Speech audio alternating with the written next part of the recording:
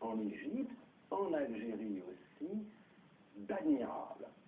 Cependant, ce soutien ne doit pas être inconditionnel.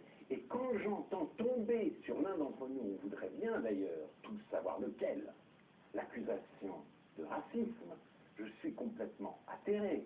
Nous avons dit, les uns et les autres, qu'un peuple était toujours déjà mûr pour la liberté. Nous avons fait part de cet enthousiasme, de cette admiration, mais là, l'Égypte vit à l'heure de la mondialisation.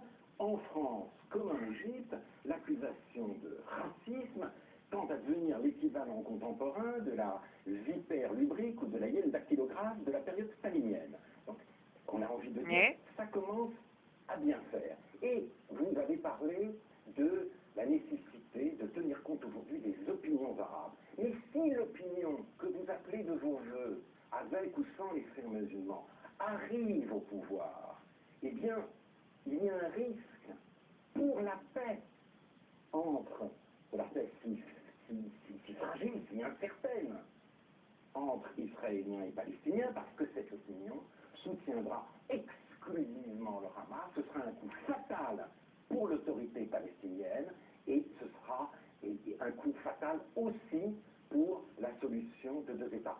Et celui qui vous dit cela n'est pas comme j'ai été, on l'a dit dans Libération ce matin, la secrétaire générale adjointe de la Fédération internationale des droits de l'homme, un défenseur des intérêts de la droite israélienne. Je suis du côté de la gauche israélienne depuis 30 ans et j'ai signé l'appel J-Call pour une paix négociée et c'était une critique très ferme, très résolue de la politique israélienne actuelle, celle de Benjamin Netanyahou. Donc que les choses soient claires. Mais si aujourd'hui cette opinion arabe chauffée à blanc, eh bien, fait la décision quant au rapport entre Israéliens et Palestiniens, je pense qu'on va au pire. On va Hubert Védrine.